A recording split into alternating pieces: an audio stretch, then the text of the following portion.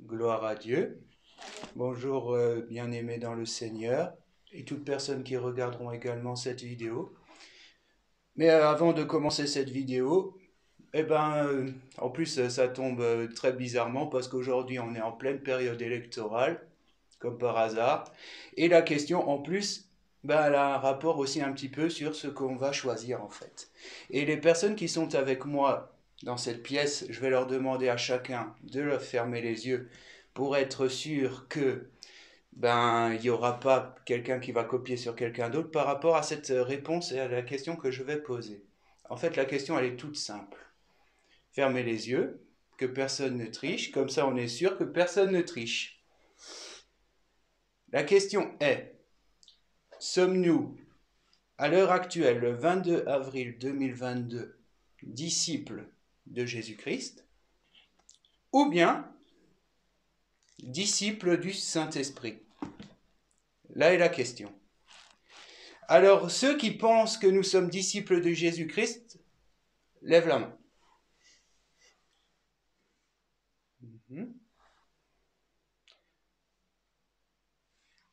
Qui pense que nous sommes disciples du Saint-Esprit?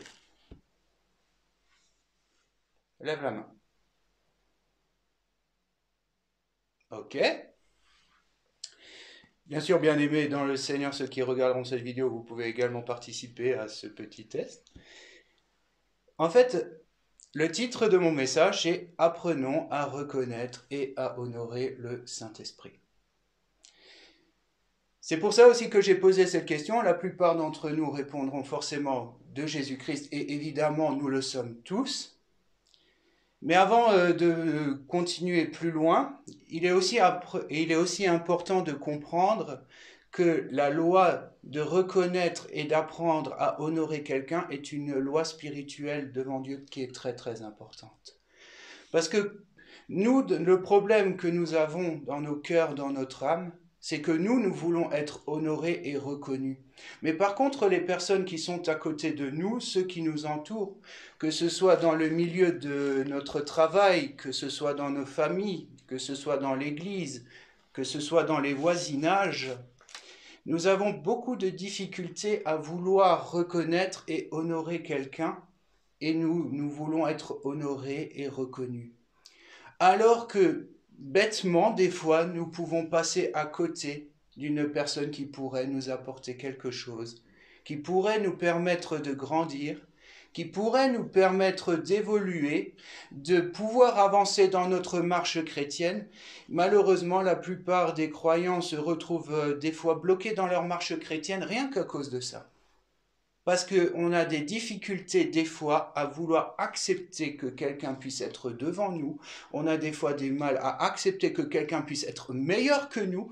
On a des fois du mal à accepter que quelqu'un puisse être utilisé par Dieu de manière vraiment exceptionnelle et que nous, à côté, puisque nous ne l'acceptons pas, nous passons à côté de ce que le Seigneur veut réellement.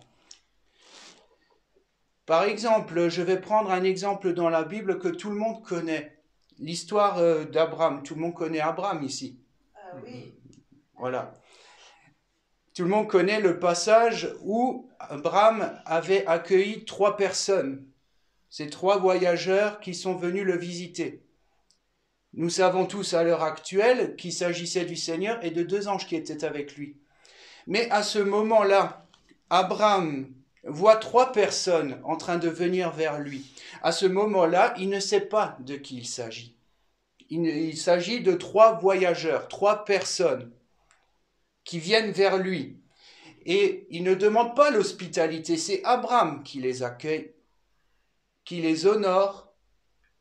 Mais à ce moment-là, il ne les reconnaît pas, il ne fait qu'une loi d'hospitalité. Il dit, venez, mangez, restaurez-vous. Et c'est seulement par la suite qu'il a découvert qu'il s'agissait en fait du Seigneur, de 2 anges qui sont venus lui apporter la nouvelle que Isaac allait naître 1 an après. Mais supposons que Abraham n'aurait pas accueilli ces 3 voyageurs et qu'il aurait dit, ouais, je suis content de vous connaître, passez votre chemin, bonne route. Il n'aurait pas pu être tout simplement bénéficiaire de la bonne nouvelle qu'il allait entendre. parce que Dieu ne force personne à t'inviter. Et des fois, les lois de l'hospitalité sont aussi très importantes et d'honorer. Et vous voyez que Abraham avait accueilli 3 anges. Il y a un autre personnage vraiment qui avait honoré quelqu'un vraiment de manière très forte, et ben c'est Jean-Baptiste. Jean-Baptiste, vraiment qui était à ce moment-là le prophète de l'heure. Il faut aussi un petit peu voir un peu le contexte, un petit peu comprendre. Jean le Baptiste était le prophète, le Élie qui était choisi, celui qui était censé aplanir les sentiers du Seigneur. Il était là pour chercher les cœurs qui étaient perdus, annoncer le baptême de la repentance. Il était dans un coin, dans le milieu du Jourdain. Il n'avait même pas besoin de se déplacer, mais des personnes de tout milieu venaient vers lui. Ils étaient publicains, qu'ils étaient pharisiens, qu'ils étaient prostitués, qu'ils étaient de tout niveau, de tout milieu social, venaient vers lui pour écouter la bonne nouvelle de l'évangile. Jean-Baptiste, à ce moment-là, était très connu. Et c'était vraiment le prophète de l'heure. Personne n'était au-dessus de Jean-Baptiste à ce moment-là. Mais un beau jour, un jeune homme de plus de 30 ans arrive vers lui. Ce nom est Jésus. À ce moment-là, il ne sait pas qui il est. Mais pourtant, le Saint-Esprit, à ce moment-là, lui dit que c'est l'agneau de Dieu qui ôte le péché du monde et que c'est par lui que viendra le baptême du Saint-Esprit. Quelle belle révélation que Jean-Baptiste a eue, mais aussi quelle belle réaction il a eue. D'entendre cette voix merveilleuse. Déjà, le Père honore Jésus en faisant entendre sa voix du ciel, en disant « Celui-ci est mon Fils bien-aimé, en qui j'ai mis toute mon affection ». Et encore, quand on dit « mis toute mon affection » est un mot faible, parce que quand on dit affection, on pourrait dire « je peux avoir un geste d'affection » envers quelqu'un, un membre de ma famille, envers ma mère, en la prenant dans mes bras ou quelque chose comme ça. Mais ce n'est pas ce type d'affection dont il s'agit. Il s'agit de la plénitude. Celui qui te verra et me verra moi, en disant cela. C'est ça que le Père est en train de dire. Et Jean le Baptiste est en train de mettre Jésus en avant, en disant que c'est par lui que vous aurez le baptême du Saint-Esprit. À ce moment-là, la vie de Jean-Baptiste a commencé ensuite à changer, puisque des miracles commençaient à s'opérer à travers Jésus. Des personnes commençaient à venir à lui. Des gens commençaient à être baptisés également par les disciples de Jésus. Et à ce moment-là, on aurait pu dire, à ce moment-là, Jean-Baptiste aurait pu avoir une réaction très négative en disant « Maintenant, je suis face à un concurrent. Les personnes ne viennent plus vers moi. Ils ne viennent plus écouter mon message. Et maintenant, ils vont vers ce Jésus. » Et après, il aurait pu avoir un type de conflit à ce moment-là. Mais Jean-Baptiste a eu une réaction particulièrement admirable qui est dans Jean 3, versets 34 à 35, si tu veux le lire, Jaël, s'il te plaît.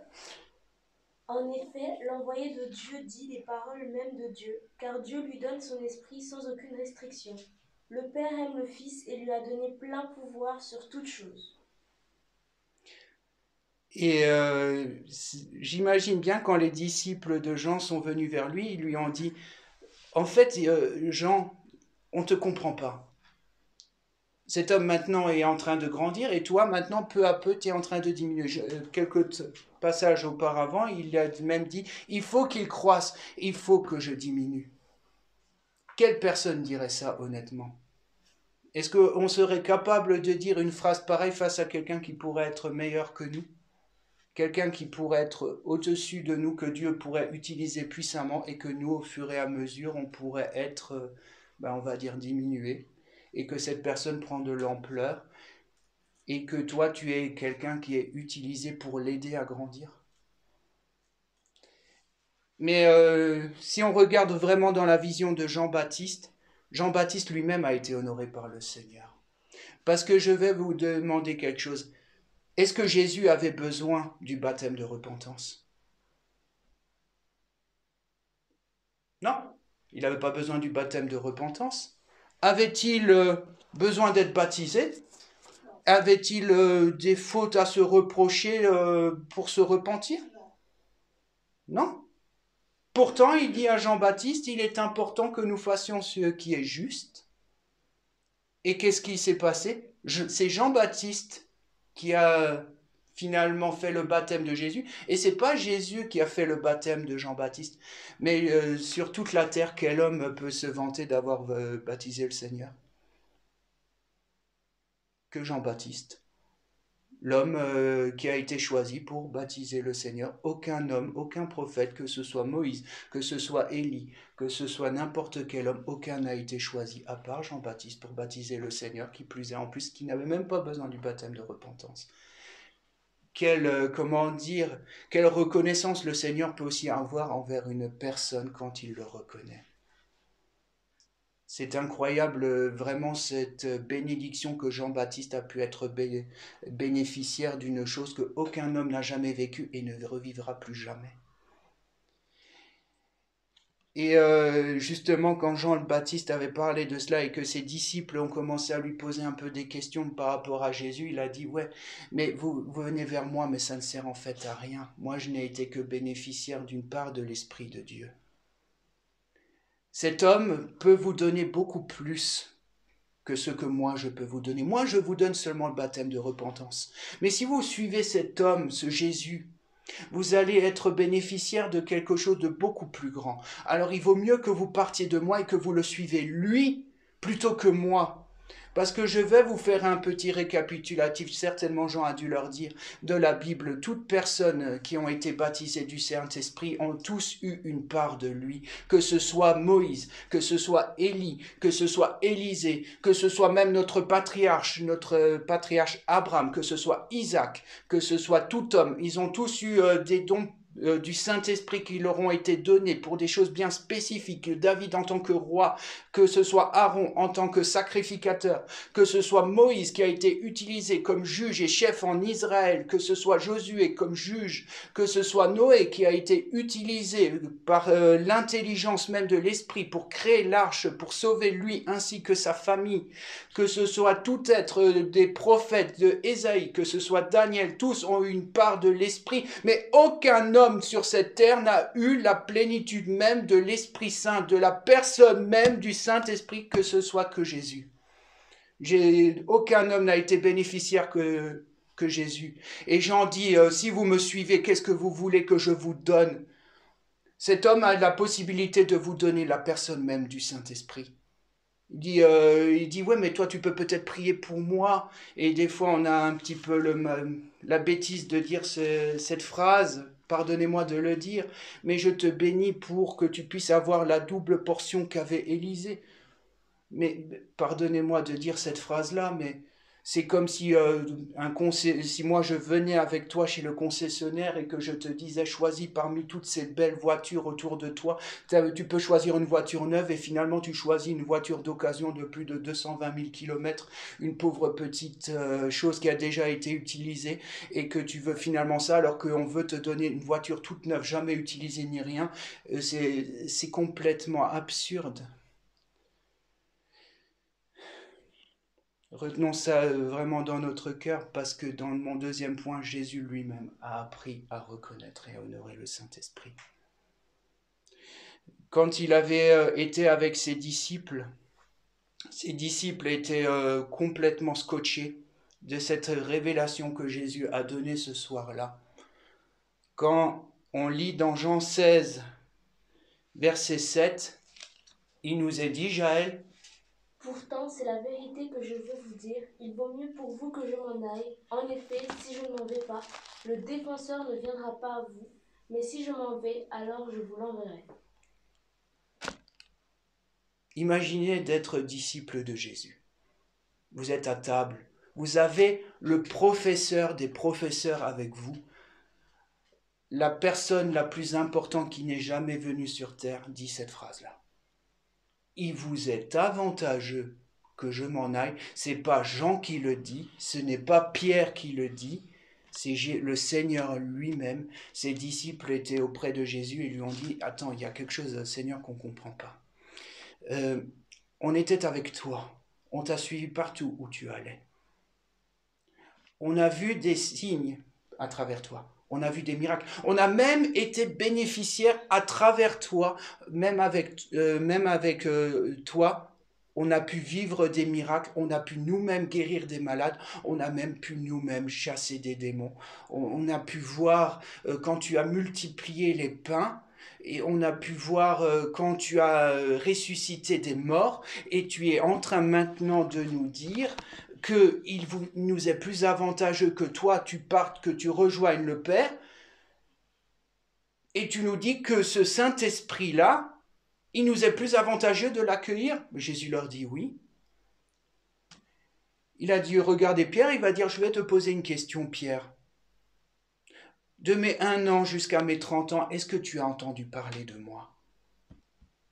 Pierre dit, non, je savais même pas qui tu es. À quel moment est-ce que tu m'as reconnu? Jean, André, Thomas, vous m'avez reconnu à partir de quel moment? Seulement quand vous avez vu des miracles, des signes qui m'ont accompagné. C'est à ce moment-là. Qui les faisait? Moi? Le Saint-Esprit qui m'accompagnait depuis le désert jusqu'à ce moment-là, c'est lui qui accompagnait tous ces signes et tous ces miracles. C'est lui qui les accomplissait. C'était lui qui faisait ces choses-là. Et il va dire, par exemple, Jean, Pierre et André, vous avez peur que je m'en aille, mais ce Saint-Esprit n'est pas différent de moi. Et il va dire, ah bon? Mais bien sûr que non. Parce que, en fait, je vais vous dire une chose, quelques petits secrets sur le Saint-Esprit. Par exemple, quand je vous dis consolateur, veut dire, en termes grecs, par le parakletos, veut dire plusieurs choses, en fait. Ça ne veut pas seulement dire qu'il est le consolateur. C'est un terme même encore un petit peu faible. Parce que dans les termes en grec, veut dire qu'il est notre avocat. C'est bizarre, ça. Est-ce que Jésus n'est pas déjà notre avocat? Oui ou non? Oui. Mais le Saint-Esprit est également notre avocat. On aurait 2 avocats. Qu'est-ce que fait l'un ou l'autre? Ben, tout simplement, quand Satan veut aller vers le Père et t'accuser, c'est qui te défend près du Père? Jésus. Pour montrer le signe du sang de toi qui a reconnu Jésus, il dit, cet homme m'appartient. Satan ne peut rien dire sur toi. Mais par contre, le Saint-Esprit, sa mission en tant qu'avocat, ben, il est pour toi. Pour te rappeler tout ce que Jésus a toujours fait pour toi. Le Saint-Esprit est là pour cela. Quand Satan veut t'accuser et qu'il te dit dans ton cœur, tu as péché, tu es quelqu'un qui n'arrivera à rien, le Saint-Esprit dit non, cet homme appartient à Jésus. Il est là pour te rappeler ces choses-là. Et aussi, deuxième chose, il est notre défenseur. Jésus te défend près du Père. Le Saint-Esprit défendra toujours tes intérêts à toi. Parce que quand quelqu'un voudra te confronter, il y a une chose très importante à savoir, il te donne aussi l'intelligence de te défendre. C'est lui qui t'inspire quand quelqu'un veut essayer de te détourner de la vérité, quand quelqu'un veut essayer de corrompre et de manipuler les Écritures en te disant ce qui est faux de l'Écriture. Le Saint-Esprit te dit non, ces choses-là ne sont pas bonnes, c'est pas ce que Jésus a enseigné. Amen. Et aussi, troisième chose, il est notre intercesseur. Alléluia. C'est aussi écrit, Jésus est celui qui intercède pour toi près du Père. Mais n'est-il pas écrit dans Romains 8, verset 26, qu'il soupire par des soupirs vraiment inexprimables et qu'il intercède en faveur des saints? Qu'est-ce que ça veut dire exactement? Quand Jésus intercède pour toi, il fait tout pour te défendre et pour intercéder pour toi, pour tes frères, pour tes sœurs. Mais le Saint-Esprit te donne aussi l'inspiration pour pouvoir prier, pour que tu puisses apprendre à avoir une intimité avec le Père. Ce que Dieu veut, c'est pas que tu pries pour recevoir quelque chose. Il les connaît. Quand le verset te dit il fait des soupirs inexprimables, ça veut dire quoi? C'est simplement que tu es en train de parler à Dieu, comme un père parle avec ses enfants, comme un enfant parle avec son père. Il veut que tu apprennes à lui parler comme un père parle avec son enfant, un enfant avec son père. C'est pour cela que le Saint-Esprit est là, c'est pour ça qu'il t'a été donné, c'est pour ça qu'il a été envoyé, c'est pour t'aider à apprendre à parler avec Dieu. Et aussi Jésus, quand il a commencé à parler avec ses disciples, il est allé plus loin. Il a dit, je vais maintenant vous donner certaines clés sur le Saint-Esprit. Je vais vous dire certains petits secrets qui est important à savoir, les amis. Jésus regarda ses disciples et il vous dit, si vous accueillez ce Saint-Esprit, il va vous enseigner toutes choses. Tout ce que je vous ai appris, il va vous les rappeler. Toujours. Il te rappelle, et il rappelle tout ce que Jésus enseigne. Et qu'est-ce qu'il fait également? Jean 16, verset 14, il te conduira dans toute la vérité. Est-ce que les disciples n'étaient pas dans la vérité quand Jésus les enseignait? Mais pourquoi Jésus leur dit cela? Mais tout simplement parce qu'ils n'étaient pas prêts à recevoir toute la vérité. C'est-à-dire quelle toute vérité? Mais la vérité sur ta propre vie, la vérité sur les choses qui arriveront, les choses qui tomberont aussi sur la terre. Tu crois que le Saint-Esprit ne nous les dira pas? Il ne parlera pas de lui-même. Il parlera toujours de ce que Dieu lui dira. Il n'est pas là pour se glorifier, il est là pour glorifier Jésus. Et qu'est-ce que Jésus dit? Jean 16, verset 17, « Il me glorifiera. » Il me glorifiera. On ne voit que des avantages à avoir le Saint-Esprit parmi nous. Et quand Jésus avait été ressuscité par la suite, et qu'il avait parlé de ses derniers mots avant d'avoir été enlevé au ciel, il a seulement dit à ses disciples, « Attendez avant de commencer votre mission que j'envoie le Saint-Esprit. » Je vais vous poser simplement une simple question. Pourquoi le Saint-Esprit n'est pas descendu au moment où Jésus a été élevé au ciel? Il aurait pu le recevoir directement puisqu'il a donné ses dernières directives. Mais tout simplement parce que le Saint-Esprit attendait que Jésus soit glorifié par le Père. Le Saint-Esprit est vérité, il ne peut pas dire un événement qui ne s'est pas encore passé. Le Saint-Esprit a dû voir Jésus recevoir la couronne sur la tête. Et quand Jésus a été glorifié par le Père, qu'il a été le nom au-dessus de tous les noms, Jésus a regardé le Saint-Esprit et il a dit, maintenant, descends sur mes disciples, va les voir, va sur chacun qui croira. Va vers ceux qui écouteront et qui voudront parler en mon nom, descends sur ces personnes et qu'ils puissent commencer maintenant à être enveloppés de ta puissance. Le Saint-Esprit est descendu sur tout homme. Les apôtres eux-mêmes ont dû être particulièrement stupéfaits parce que ça n'a pas été évident de passer du discipolat de Jésus pendant 3 ans et que d'un coup le Saint-Esprit a commencé à bouleverser leur vie. Ils ont commencé à voir des signes, ils ont commencé à voir des miracles, ils ont commencé à avoir des prophéties et plein d'autres choses. Mais par contre, je vais vous dire un truc par rapport à Philippe qui était aux tables. Quand il a commencé à faire le campagne d'évangélisation fantastique il a fait une campagne d'évangélisation en Samarie. Des tas de gens commençaient à se convertir. Et il y avait même un magicien qui commençait à croire en lui. Et d'un coup, le Saint-Esprit commence à bloquer cette évangélisation et envoie un ange et dit, « Monsieur Philippe, oui, la campagne d'évangélisation, elle est terminée, maintenant il faut qu'on parte. » Imaginez d'être disciple, le Saint-Esprit te dit une parole comme ça, il dit, « Maintenant on part », alors que des tas de gens commencent à se convertir. Il dit, « Ouais, mais là, maintenant tu vas comprendre pourquoi je t'emmène là-bas. » Pour un eunuque éthiopien qui était ministre et qui était proche de la reine d'Éthiopie. Cet homme a pu être utilisé par la suite puissamment et qui a pu faire une campagne d'évangélisation encore beaucoup plus grande que si Philippe avait été resté là-bas, tout simplement. Même quand Paul et Barnabas ont été choisis, quand ils étaient tous en train de prier, ce fameux passage, vous pouvez le lire dans Acte 13, il y avait des prophètes, il y avait aussi des personnes, des disciples, et d'un coup, le Saint-Esprit se manifeste, ils disent, « Bon, messieurs, mettez-moi de côté Barnabas et mettez-moi de côté Saul. » Les disciples, ils ont dit, « Mais Seigneur Jésus ?» Non, il dit, « Non, c'est pas le Seigneur Jésus. » Quoi? Mais c'est qui? Le Saint-Esprit. Ah, mais toi, tu es habilité à donner les ministères et de faire... Ben oui, ben bien sûr que oui. Ben pourquoi? Ben parce que je suis le Seigneur. Jésus vous a pas dit que j'allais venir vers vous et que je suis le Seigneur, que je suis comme lui? Ok. Donc, Saint-Esprit, c'est toi qui choisis les ministères, oui.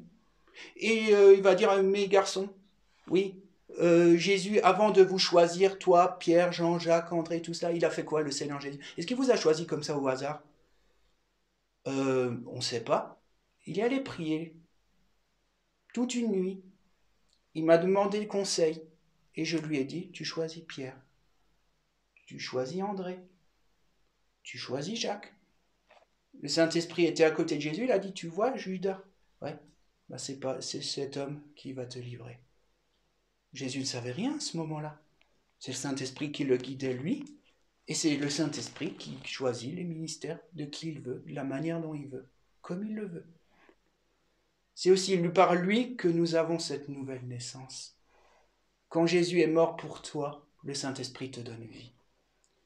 Maintenant, le Saint-Esprit aussi par rapport à nos jours, je trouve ça très très dommage que en France, ou même des fois en Europe, on ait mis des fois un peu de côté le Saint-Esprit. C'est vraiment très très dommage parce que j'étais déjà dans des églises où on était le jour de la Pentecôte, on ne parlait même pas du Saint-Esprit. Alors que le Seigneur Jésus lui-même a appris, ses disciples, toutes personnes qui ont cru, ont dû apprendre eux-mêmes à reconnaître et à honorer le Saint-Esprit. Et vous voyez, il y a juste un défaut de ne pas reconnaître et d'honorer le Saint-Esprit, c'est simplement de ne pas l'accepter. De ne pas l'accepter d'être Seigneur. De ne pas l'accepter de vouloir te apprendre à connaître Jésus. Tu veux lire la Bible, mais demande simplement l'aide du Saint-Esprit pour que tu puisses comprendre ce que tu lis. Tu as une difficulté dans ta vie, quelque chose qui ne va pas. Demande l'assistance du Saint-Esprit. Vous croyez que les apôtres n'allaient pas vers le Seigneur quand ils avaient des questions? Ayons la reconnaissance aussi de reconnaître nos faiblesses. Moi, quand je lis la Bible, il y a des choses des fois que je ne comprends pas. J'ai besoin du Saint-Esprit pour le comprendre. Et il y a des choses qui arrivent et qui me dépassent. Vous pensez que je n'ai pas besoin de l'aide du Saint-Esprit? Vous pensez que vous pouvez connaître Jésus comme ça? Jésus est où? Il est dans le ciel? Il est dans la droite du Père? Tu veux parler de Jésus? Tu veux connaître Jésus? Alors que Jésus, il te dit clairement, oui, je t'envoie le Saint-Esprit pour t'aider à m'apprendre à me connaître, et toi, tu veux pas du Saint-Esprit? Lire la Bible, c'est simplement que tu écouteras simplement l'histoire de Jésus dans ses évangiles. Tu ne vivras rien avec Jésus si tu n'acceptes pas le Saint-Esprit. Amen. Je sais que certaines paroles que je puisse dire est peut-être dures,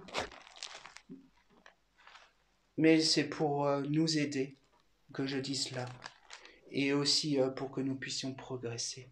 Si nous voulons que dans notre marche et notre vie avec le Seigneur, on veut que ça avance, il est important d'honorer le Saint-Esprit. Et le Saint-Esprit t'honorera lui-même en t'utilisant. Mais on doit être humble devant lui pour le reconnaître, que nous ne sommes rien sans lui.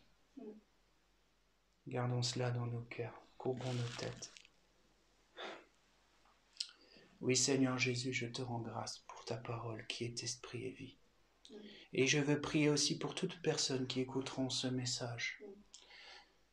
Et que tu puisses, Seigneur, manifester ton esprit pour ceux qui ne t'ont pas encore reconnu, qui ne t'ont pas encore accepté comme Seigneur, et qui n'ont peut-être pas forcément compris, comme les disciples que Paul était tombé et qui leur avait dit, vous avez été baptisés de quel baptême? On a été baptisés du baptême de Jean.